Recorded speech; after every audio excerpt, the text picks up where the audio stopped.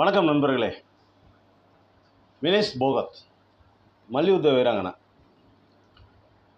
பார்த்தீங்கன்னா, புதிய பாராளுமன்றம் கட்டிடம் திறந்த அன்னைக்கு இந்த மல்யுத்த வீராங்கனைகள்லாம் போராட்டம் பண்ணாங்க பார்த்தீங்களா? அன்னைக்கு இந்த அம்மாவை தான் தரன்னு போலீஸ்காரங்க இழுத்துக்கிட்டு போனாங்க. அடிக்காத குறையாக தரன்னு இழுத்துக்கிட்டு போகிறது. அதாவது போராட்டம் பண்ணக்கூடாது. யார்? இந்த பிரிட்ஜ் பூசனுக்கு எதிராக ஒரு போராட்டம் பண்ணாங்க பார்த்தீங்களா?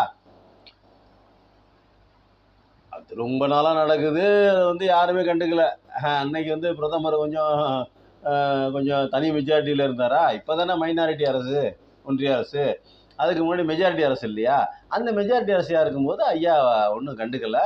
நாங்கள் பாராளுமன்றத்தில் இருக்கிற அன்றைக்கி நாங்கள் போராட்டம் பண்ணுறோன்னு சொல்லிட்டு போராட்டம் பண்ணி பாராளுமன்றத்துக்கு இவங்க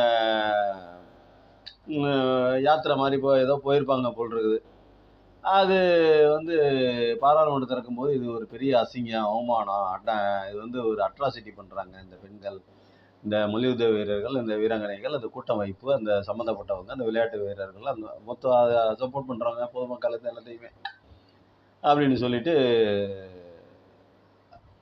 இவங்களை தரன்னு இழுத்துட்டு போய் கைது பண்ணது இல்லாமல் அது இங்கிட்டு இந்த நடந்துட்டு இருக்கும்போது அங்கிட்டு பாராளுமன்றத்தை ஐயா பிரதமர் மோடி திறந்து வச்சிருக்கிறாரு. பார்த்தீங்கன்னா, எது ஒரு பெரிய நல்ல பேரை வாங்கிட்டாரு அப்படின்னு அவருக்கு நினப்பு மனசில். ஒரு மிகப்பெரிய நல்ல பெயரை நம்ம வாங்கிட்டோம் பாராளுமன்றத்தை திறந்து, ஒரு பெரிய சாதனையை செஞ்சிட்டோம் அப்படின்னு இல்லை. மக்களினுடைய மனதில் இடம் பிடிப்பது தான் சாதனையை ஒழிய கட்டடம் கட்டுறது சாதனை இல்லை அப்படிங்கிறத அன்னைக்கு நிகழ்வு உணர்த்துச்சு. ஏன்னா மல்யுத்த வீராங்கனைகளுடைய மனதில் அவர் இடம் பிடிக்கலை. இங்கே வாமா பாப்பா, இங்கே வாப்பா, என்ன பிரச்சனைப்பா, உனக்கு என்ன பிரச்சனைன்னு சொல்லி நான் பேசிக்கிறேன். இன்றைக்கி பாராளுமன்றம் திறக்கிறோம், உங்கள் போராட்டம் நடக்கிறது நான் கேள்விப்பட்டேன். தெரியாமல் இருக்காது இல்லையாங்க? பிரதமருங்க நாட்டில் கன்னியாகுமரியிலேருந்து காஷ்மீர் வரைக்கும் நடக்கக்கூடிய அத்தனை நிகழ்வுகளுக்கும் அவருடைய காலையில் எந்திரிச்சோன்னா அவருடைய டேபிளுக்கு போயிடும். தூங்கி முடித்த உடனேயே அவர் பார்க்க வேண்டியது, படிக்க வேண்டியது, எதுக்கு என்ன செய்யணுங்கிறதான் ஒரு பிரதமருடைய வேலை.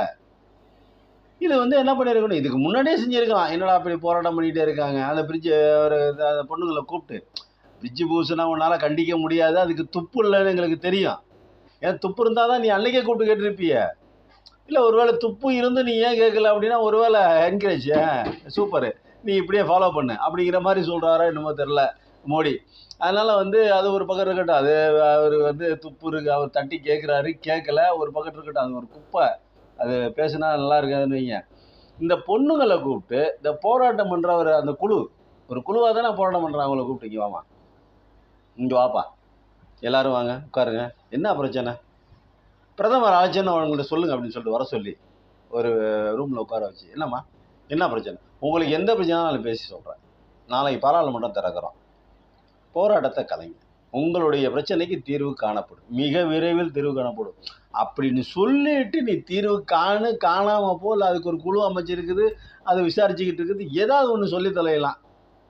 அந்த பொண்ணுங்க மனசு, அந்த போராடுறவங்க மனசு ஒரு சாந்தப்பட்டு, ஆஹா பிரதமர் நம்மளுடைய கோரிக்கையை காது கொடுத்து கேட்குறாரு, பிரதமர் நமக்கு ஏதோ ஒரு நல்லது செய்வார் அப்படிங்கிற நம்பிக்கையிலாவது கலைஞ்சி போயிருப்பாங்க. அதை விட்டு பார்க்கவே மாட்டேன், பேசவே மாட்டேன், என்ன ஏதுன்னு கூட தெரிஞ்சிக்க மாட்டேன், அப்புறம் எதுக்கு உளவுத்துறை மூலமாக தகவல் என்னத்தை பேசுறது, உன்கிட்ட பேச முடியாதுன்னு வச்சுக்க, நீ ஒரு ஜென்மம் விட்டுருவான், அது என்ன ஜென்மங்கிறது நீயே தெரிஞ்சுக்க, அது விட்டுருவான். அந்த அம்மா தாங்க இந்த வினேஷ் போகத். தரன்னு இழுத்து கொண்டு போய் கைது செய்யப்பட்ட அம்மாக்களில் இவங்க தான் முதன்மையானவங்க. இவங்க சொந்த நாட்டால் இன்னொருத்தர், அந்த மல்யுத்த வீரர் ஒருத்தர் சொல்லியிருக்காரு, பேர் எனக்கு மறந்து போச்சு. அவர் சொல்லியிருக்காரு, சொந்த நாட்டிலேயே கண்டுக்காத ஒருத்தர் உலக அளவில் பேர் வாங்க போகிறார் அப்படின்னு ஒரு ஆசையாக இருந்தது அப்படின்னு சொல்லிட்டு அவர் சொல்லியிருந்தது. அது கேட்கும்போது நமக்கு ரொம்ப உற்சாகமாக இருந்தது. ஒலிம்பிக்கில் தங்கம் வாங்கிட்டு வந்துடுவாங்க அப்படிங்கிற மாதிரி. தங்கத்துக்கான போட்டி தான், தங்கத்துக்கான முதல் பரிசை வெல்வதற்கான போட்டியில் தான் இவங்க தகுதி நீக்கம் செய்யப்பட்டிருக்காங்க.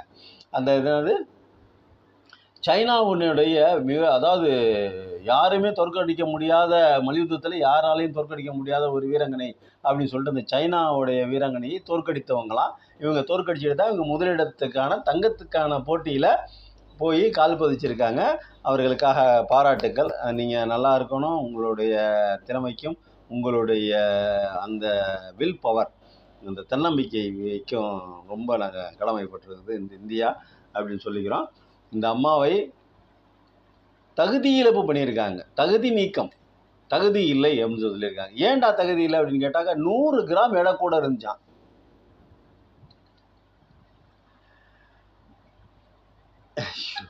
என்னத்தை சொல்றதுன்னே தெரியலங்க. அதாவது நீங்கள் அது வந்து ஒலிம்பிக், அதாவது உலக அளவிலான விளையாட்டுகள், உலக அளவிலான சினிமாக்கள், இதுக்கெல்லாம் ஒரு பெரிய பின்புலம் இருக்குது. யார் யார் வரணும், யார் யார் வரக்கூடாது அப்படிங்கிறத வந்து டிசைட் பண்ணக்கூடிய இடத்துல இன்னமும் பெரிய பெரிய ஆளுங்க தான் இருக்காங்க.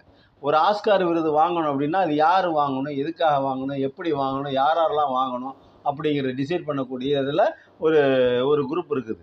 அதே மாதிரி ஒரு பிஸ்னஸ் மேனு ஒரு பிஸ்னஸ் லெவலில் பெரிய லெவலாக வராங்க, அவர்களை எப்படி ஒழிக்கணும் ஒடுக்கணும் அப்படின்னு சொல்லிட்டு அதுக்கு அதுக்கு அது கூட அந்த அமெரிக்கா, அந்த ஃப்ரான்ஸு, அந்த இந்த ரஷ்யா, அந்த அந்த முன்னணி நாடுகளில் இருக்கக்கூடிய இங்கிலாந்து, அந்த மாதிரி ஆளுங்க தான், அங்கே இருக்கிறவங்க தான் பெரிய ஆளுங்களாக வரணும்.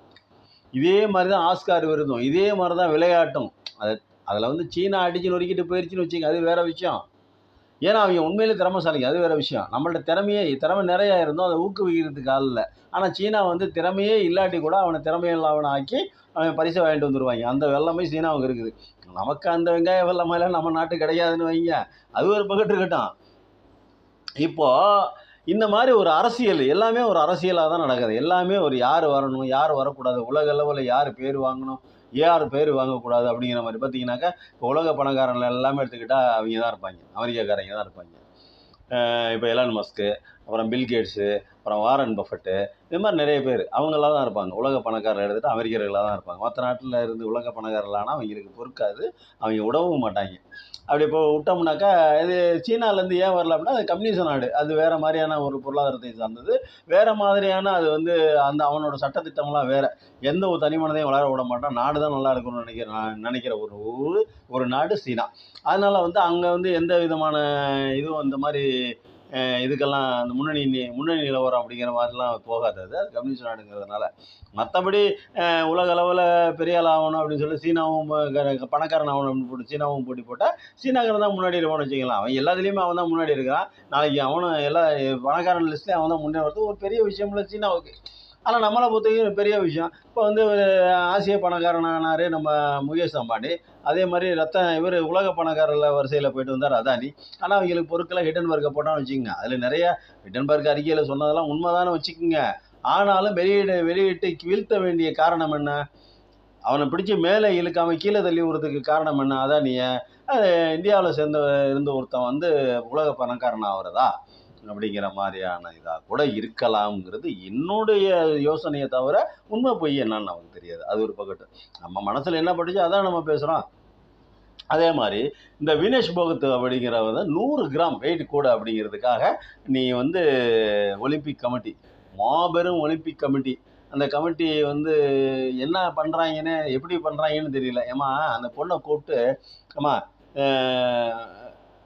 நான் அதாவது பல எப்படி சொல்கிறது, பல தடைகளை தாண்டி அந்த அம்மா வர்றாங்க. அப்போ நீ என்ன பண்ணியிருக்கணும்?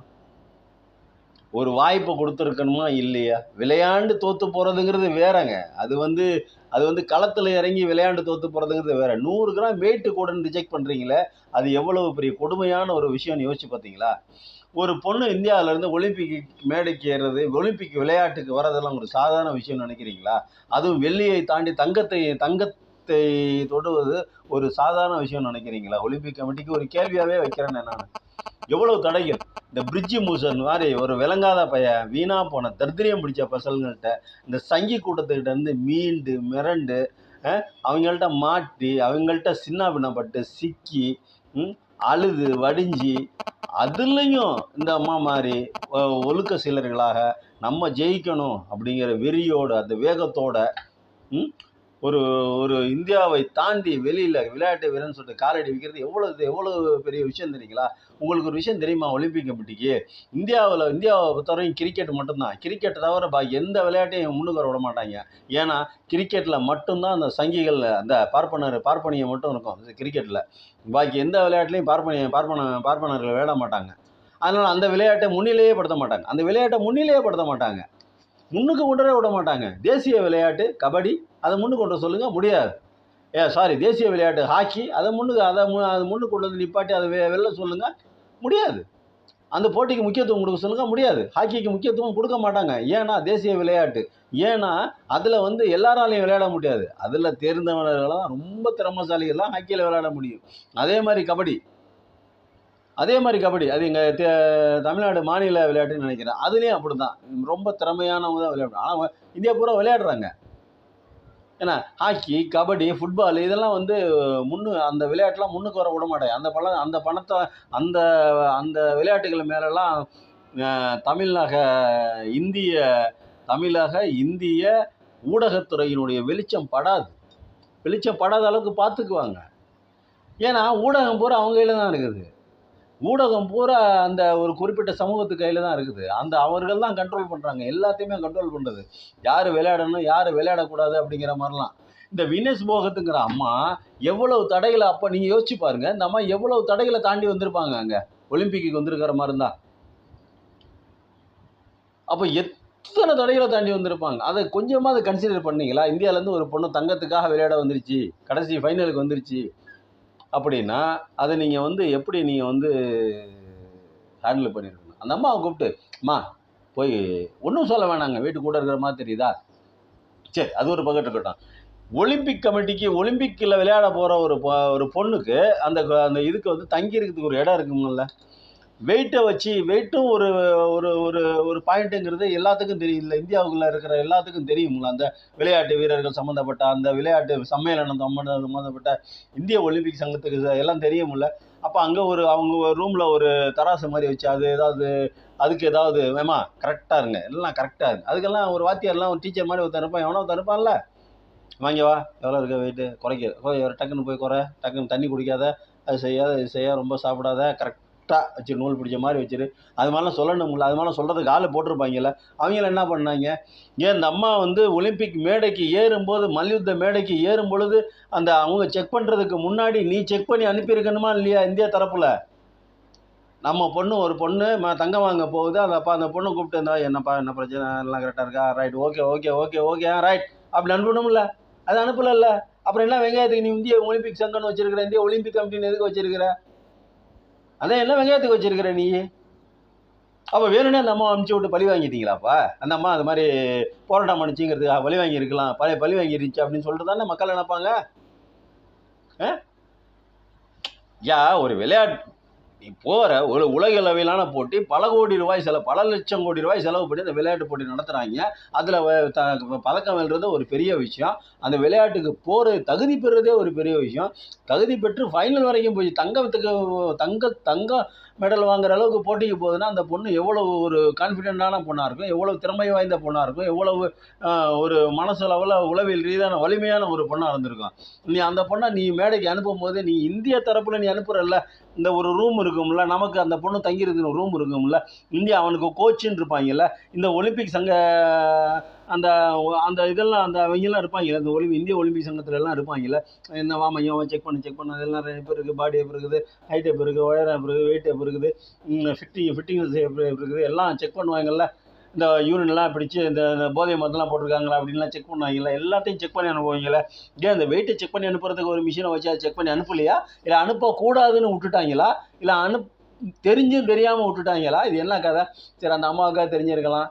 அந்த அம்மா சரி இவங்க ஏதாவது எங்காளுங்க தான் உள்ளடி வேலை பார்த்துட்டாங்க, அனுப்பிச்சிட்டாங்க. ஒரு ஒலிம்பிக் வீட்டில் இந்தியாவிலேருந்து ஒரு பொண்ணு விளையாட வருது, ஒரே ஒரு தங்க பதக்கத்தை வாங்கிட்டு போட்டு மேடா, ஒரே ஒரு தடவை தங்க பதக்கத்தை ஒரு அந்த பொண்ணு அந்த இந்தியா வாங்கிட்டு போட்டு மேடா, விட்டு தொலைவே மாடா, இவ்வளோ தூரம் வந்துருச்சு அந்த பொண்ணு. ஏன்னா வெங்காயத்துக்கு போட்டி போடுது, தங்கத்துக்கு போட்டி போடுதில்ல, சரி ஒரு தடவை வாங்கிட்டு தான் போட்டுமே. ஏன்னா சைனாவை சேர்ந்த ஒரு யாராலையும் வீழ்த்த முடியாத உலக அளவிலான பெரிய மல்யுத்த வீராங்கனையை இந்த அம்மா ஜெயிச்சுட்டு வந்திருக்காங்கல்ல, அப்போ தங்கம் வாங்குறதுக்கான வாய்ப்பு இருக்குல்ல. அப்போ நீ என்ன பண்ணணும், ஒருத்தர விட்டுருக்கலாம்ல. அந்த அம்மா வெயிட்டு போட்டு 100 கிராம் போட்டு தெரிஞ்சோம், டக்குன்னு அந்த அம்மா கூப்பிட்டு, என்னம்மா நீ வாங்க, அது ஒன்றும் பிரச்சனை இல்லை, யூரின் கொஞ்சம் போயிட்டு வாங்க அப்படின்னு யூரின் போக சொல்லியிருந்தா கூட 100 கிராம் வெயிட்டு குறைஞ்சிருக்கும்டா. யூரின் போக சொல்லியிருந்தா கூட ஒரு 100 கிராம் வெயிட்டு குறையும். இதுக்காக நீ என்ன வேணாலும் நீ பண்ணு, நீ வேணா என் மேலே கேஸ் வேணா போடு. இது வந்து ஏன் காணொலியை 4 பேர் 5 பேர் பார்க்குறது பெரிய விஷயம். ஏதோ என் மன திருப்திக்கு தான் நான் பேசுகிறேன். என்னோட மனசில் இருக்கிற ஆதங்கத்தை கூட்டது தான் நான் பேசுகிறேன். மற்றவங்க பார்க்குறாங்களே ஏன் நான் பேசுறது இல்லை.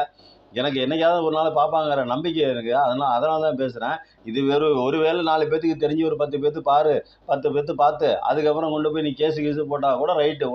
நீ எங்கே போனாலும் விடு. ஒரு தடவை அந்த பொண்ணு வந்திருக்கல விளையாடுறதுக்கு, நீ என்ன பண்ணியிருக்கணும்? நீ இங்கே வாமா, ஒரு பொம்பளை பிள்ளைய கூப்பிட்டு அந்த பொம்பளைகிட்ட சொல்லி, பொம்பளைங்க கோச்சிங் எல்லாம் இருப்பாங்கல்ல ஒலிம்பிக்கில், கூப்பிட்டு அந்த அம்மா கொஞ்சம் அந்த அம்மா ஒரு யூரின் கொஞ்சம் போயிட்டு வர சொல்லுங்கள் அப்படின்னு சொல்லியிருக்கலாம்ல.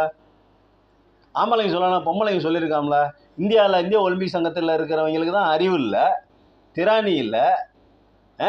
அது நீங்களாவது பாவண்டா. இந்தியாவில் இருந்து எவ்வளோ பெரிய நாடுறா, உலக வல்லரசு ஆகிறதுக்கான அத்தனை அம்சங்களையும் கொண்ட நாடுறா.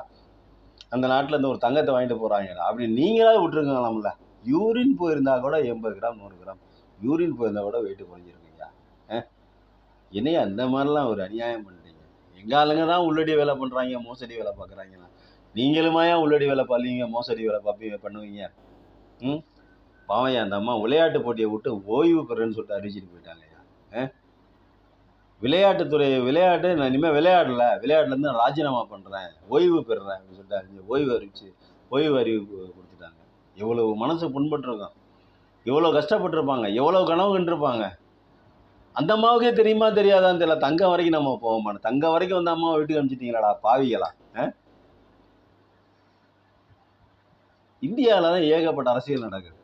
விளையாட்டு, யார் போகணும், யார் விளையாடணும் எல்லாம் அரசியல். எல்லாம் எவனுக்கு பேரில் இருக்கிறவனுக்கு எந்தெந்த விளையாட்டு வீரனெல்லாம் பிடிக்குமோ அவனை தூக்கி நிப்பி உள்ள சேர்த்துருவாங்க. எவனையெல்லாம் பிடிக்காதா, எவனையெல்லாம் பிடிக்கலையோ அவங்களுக்கு, அவனுக்கு எவ்வளோ பெரிய திறமை இருந்தாலும் அவனை வெளியேற்றி அமுச்சு விட்டுருவாங்க. இதுதான் இந்தியா விளங்காமல் போகிறதுக்கு காரணமே இதுதான்.